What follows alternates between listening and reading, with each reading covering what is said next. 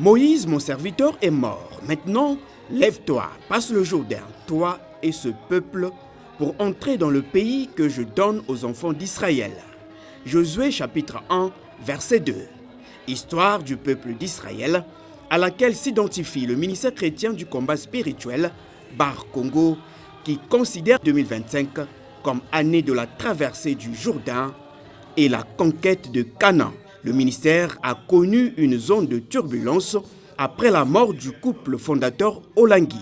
Querelle intestine, dislocation, suspension par les autorités, levée de suspension après l'Assemblée générale, culte inaugural, reprise effective des activités ici au site Mont Carmel.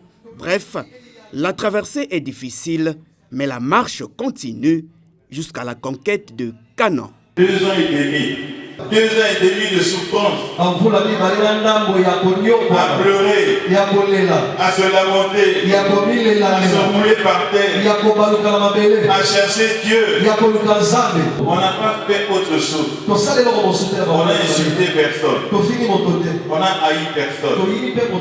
On a accusé personne. On a cherché la face de Dieu. Poursuivre l'œuvre, corriger ce qui peut l'être et l'achever.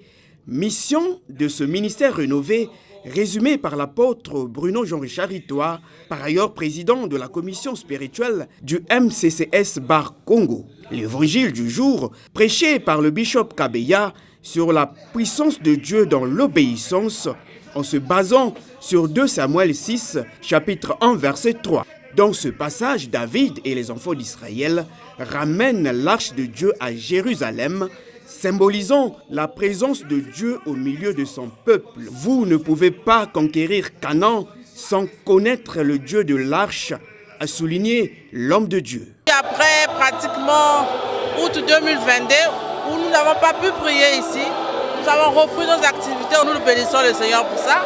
Nous allons travailler suivant les orientations que Dieu nous a données. Pour beaucoup, la reprise effective des activités du MCCS Bar Congo est un signe de vitalité de la communauté chrétienne dans le pays. Les développements futurs de ce ministère et ses impacts sur la société congolaise sont à suivre.